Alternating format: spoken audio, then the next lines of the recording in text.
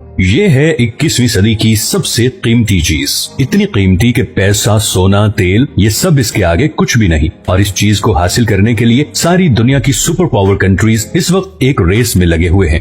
लेकिन इस रेस का एंड बहुत ही भयानक होने वाला है।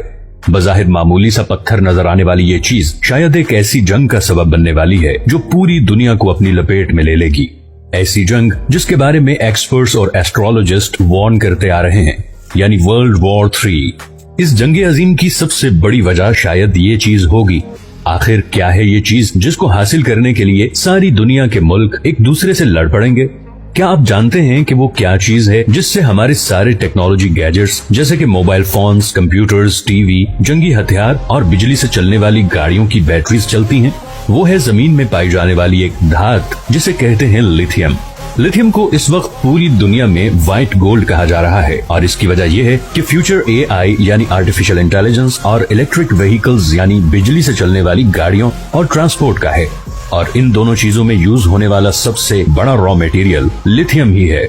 अगर हम अमेरिका की बात करें तो इलेक्ट्रिक गाड़ियों की सेल हर साल 40% बढ़ रही है और प्रेसिडेंट बाइडेन ने हाल ही में ये टारगेट दिया है कि 2030 में जितनी भी गाड़ियां अमेरिका में बेची जाएंगी उनमें से 50% इलेक्ट्रिक कार्स होंगी। जैसे जैसे इलेक्ट्रॉनिक्स पर दुनिया का इन्हिसार बढ़ता जा रहा है वैसे वैसे रिचार्जेबल बैटरीज की डिमांड बढ़ती जा रही है और इसके नतीजे में सारे बड़े कंट्रीज के दरमियान लिथियम के रिजर्व्स तलाश करने की दौड़ भी बढ़ती जा रही है। अब यहाँ ये सवाल पैदा होता है कि इस बढ़ती हुई लिथियम डिमांड की वजह से एक वर्ल्ड वॉर कैसे छिड़ सकती है?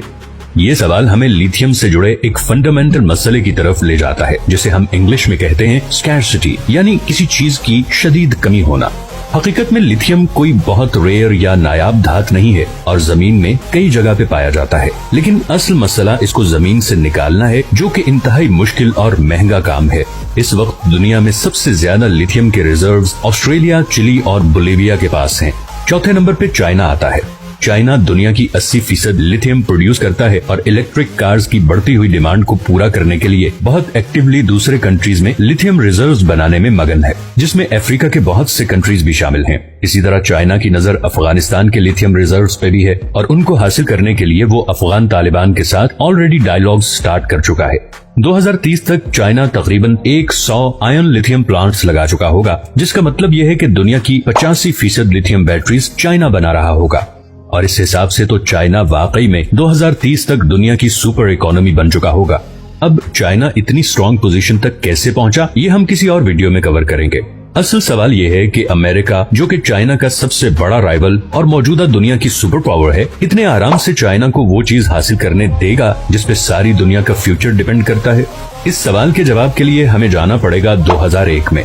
आप में से अक्सर लोगों का ख्याल होगा कि अमेरिका का अफगानिस्तान पे हमले का मकसद शायद तालिबान को खत्म करना था। कुछ लोगों का ये भी ख्याल है कि असल वजह ओपियम हासिल करना था।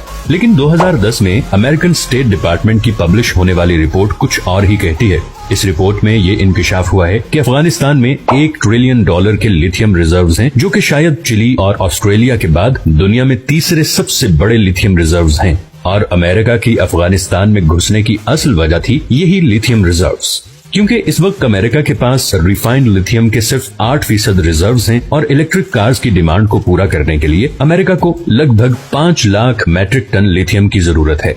और दूसरी ही तरफ अमेरिका के अफगानिस्तान से जाने के बाद चाइना ऑलरेडी अफगानिस्तान पे नजरें गाड़े बैठा है। इसीलिए चाइना अफगान तालिबान से बातचीत कर रहा है और अफगानिस्तान के लिए बड़े बड़े पैकेजेस अनाउंस कर रहा है, क्योंकि उसकी नजर उस व्हाइट गोल्ड पे है जो फ्यूचर में दुनिया की तकदीर बदलने और उसे एक सुपर पावर बनाने वाला है। इसीलिए बहुत से एक्सपर्ट्स के मुताबिक अफगानिस्तान से अमेरिका का निकल जाना शायद ऐसा ही है जैसे अमेरिका ने खुद अपने हाथ से फ्यूचर की सुपर पावर सीट चाइना को दे दी हो। लिथियम की डिमांड इतनी ज्यादा बढ़ गई है कि इसकी प्राइस में पिछले 1 साल में 500% इजाफा हुआ है। ये बढ़ती हुई डिमांड और बढ़ती हुई प्राइस ही असल वजह है कि हर बड़ा मुल्क और हर बड़ी कंपनी अब लिथियम में इन्वेस्ट करना और उसे हासिल करना चाहती है। दुनिया में सबसे ज्यादा इलेक्ट्रिक कार्स बनाने वाली कंपनी टेस्ला के मुताबिक एलन मस्क ने हाल ही में अपनी ट्वीट में कहा कि लिथियम की इस तरह बढ़ती हुई प्राइस का मतलब है कि टेस्ला को लिथियम माइन करने के लिए भी खुद मैदान में उतरना पड़ेगा। लेकिन इस सारी सूरत हाल को देखते हुए ऐसा लगता है कि अमेरिका खुद को उस डेस्परेट सिचुएशन में ले आया है जिस पोजीशन में 1941 में जापान था और उस वक्त उसने पर्ल हार्बर पर हमला किया। जिस फ्रस्ट्रेशन ने जापान को यह कदम उठाने पर मजबूर किया था, वैसी ही फ्रस्ट्रेशन का शिकार इस वक्त अमेरिका है, और वो भी ऐसा कोई कदम किसी भी वक्त उठा सकता है। पिछली 4 दहाइयों में लड़ी गई तमाम जंगें ऑयल यानी पेट्रोल के लिए थी, क्योंकि उस वक्त पेट्रोल ही असल ईंधन था। लेकिन अब, जैसे कि मैं पहले बता चुका हूँ कि फ्यूचर बिजली से चलने वाली चीजों का है, सो इट्स वेरी नेचुरल कि अगली जंगें अब रिचार्जेबल बैटरीज को पावर करने वाले मटेरियल यानी लिथियम को हासिल करने के लिए होंगी।